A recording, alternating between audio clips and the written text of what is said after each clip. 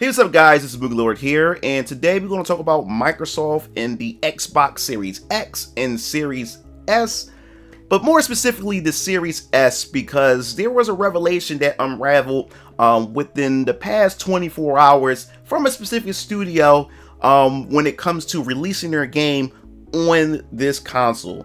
So, I don't know, it has many people wondering what's going to happen with the Xbox Series S now that developers found ways to actually get their games on the Xbox Series X moving forward. So before we dive into this video, make sure you hit that like button, the subscribe button, notification bell for more gaming content here on this channel.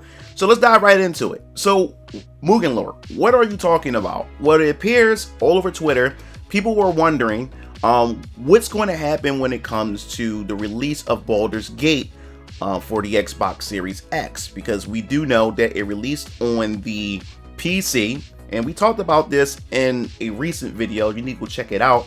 But for some strange reason, we get the console releases on the way, but only the PS5 is going to release first because developers are having issues porting the game over to the Xbox Series X.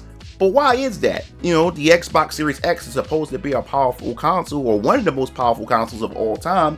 So what is the issue here? Well, if you guys don't know, for the past couple of months, we've been receiving a bunch of different articles from developers stating that they're having a hard time developing for the Xbox Series S. It's the Series X that's really holding back the Xbox Series X in terms of developing games for it, because of course the Xbox Series S is the much more inferior version of this next generation of Xbox. And what happens is Phil Spencer and Xbox themselves have this clause to where they told developers that whatever features that's in the Xbox Series X, you will also have to have those same exact features on the Xbox Series S. And this is where the issue comes into place, because the Xbox Series X doesn't really have that much power compared to the Xbox Series X, and developers are having a hard time trying to give that same experience to Xbox Series S users out there. So I believe in most cases we're starting to see some revelations in terms of why sometimes some games are being skipped over the Xbox Series X because of the Xbox Series S. And Phil Spencer said it himself that, you know, we would still continue to support both platforms. Now, Larian Studios, Baldur's Gate, they have made an announcement that yes, Baldur's Gate 3 will officially come to the Xbox Series X. But there's a catch to it. And the catch to it, which I'll post a tweet somewhere here on this video, is that they will be cutting multiplayer split screen co-op play. Now, some people may think that, hey, how's that a big deal, or how does that determine whether or not that the game will make its way onto the Xbox Series X? And that's the thing, co-op play, especially with these newer consoles, is definitely resource intensive, where it will take a lot out of the Xbox Series S since it is the much weaker console. And we said before that Phil Spencer want the Xbox Series S have the same feature as the Xbox Series X. So if Series X get co-op split screen, then the Series S should be able to get it. But the problem is Series S can't handle it, which means they would have to skip the Xbox Series X or found some workarounds. But they decided that, hey, Phil Spencer caved in with the narrative of both X and S getting the same experience. He had to cave in on that, and in order to get this console onto get this game onto this console.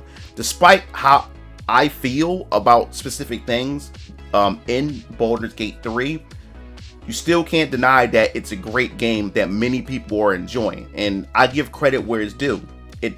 Baldur's Gate 3 created an experience and delivered an experience for gamers of this genre and people who enjoy Dungeons and Dragons type of gameplay. So they have pretty much gave the fans what they want. So there's no denying that. So Microsoft would be stupid to not have Baldur's Gate 3 not make it onto the Xbox Series X or the Xbox platform, all because of multiplayer co-op split screen. It'd just be stupid, you know. Microsoft has been missing a lot of titles that many people have want to come onto their platforms, but just have been totally ignored and skipped over, and a lot of Xbox fans are missing out on that.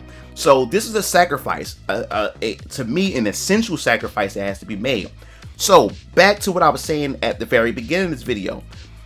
So how does this put the Xbox Series S, or how is this bad news for the Xbox Series S? Well, essentially, in regards, is that moving forward, developers may no longer have to rely on, hey, if the Xbox Series X has this feature, then that means the Xbox Series S has to have this feature.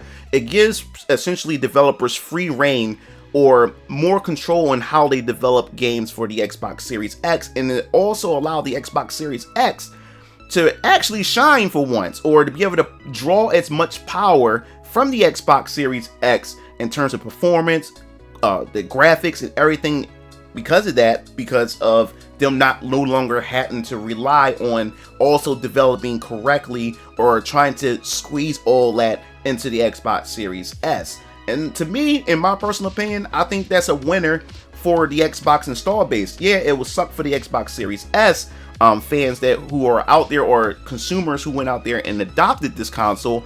So it will appear that maybe in the future that a lot of Xbox Series S versions of games will be the GIMP version. It'll be the inferior version. Now, I know a lot of people are saying that, well, this will be like false advertisement from Microsoft, because they pretty much saying that it will be the same experience for Xbox Series S users as well as the Xbox Series X users. But for me, in my personal opinion, this has always been a budget console. I mean, from day one, they've advertised in their specs that the Xbox Series S is the weaker version. So, as I would say, if you pay money, if you pay budget prices, then you're going to get budget results. So if you pay for the inferior version of a console, then you're going to get the inferior version of a particular game. So I would essentially say that, remember back during the Nintendo Wii U era, where the Wii U version had always got the inferior port because developers had to compensate for the Wii U gamepad. The Wii U gamepad was a nuisance to developers because half of the RAM had to be dedicated to the Nintendo Wii U gamepad, and developers always had to develop something, or a gameplay mechanic or something to like interact with the Nintendo Wii U using the gamepad.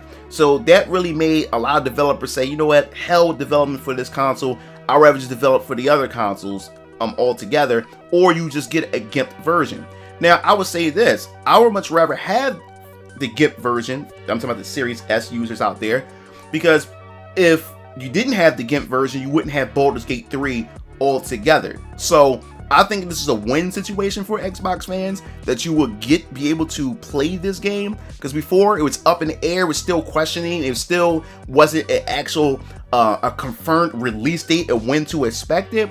But developers like Larian, they decide like, hey, like, yo, we really want to get this out there for the fans. And that's what they have done. They was able to pretty much convince Phil Spencer, or Phil Spencer was like, all right, look, just do it, So I'm excited, and I'm looking forward to see what the future is going to look like moving forward.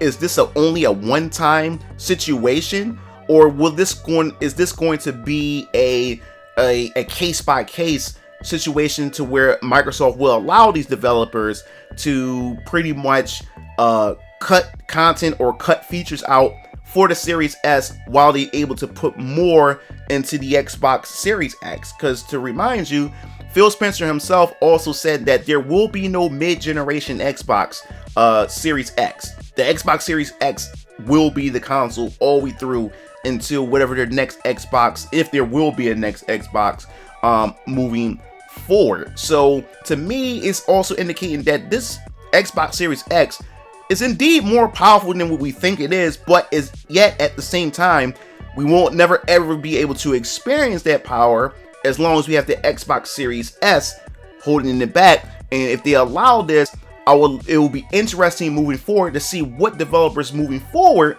will develop for the Xbox Series X, and maybe we start to see more games that I would like to be able to play on it, and more JRPGs as well.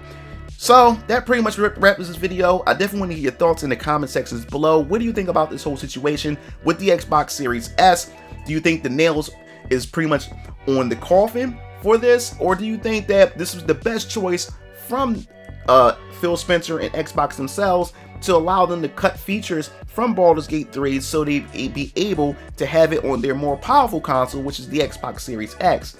I definitely want to have this discussion. Even if you're a Sony fan only, I definitely want to hear your thoughts in the comment section. So if you like the video, hit the like button, hit the subscribe button for more gaming content here on this channel, because it definitely helps me out here on the YouTube algorithm. This is MugenLord, signing off. I'll see you Game Fiends later.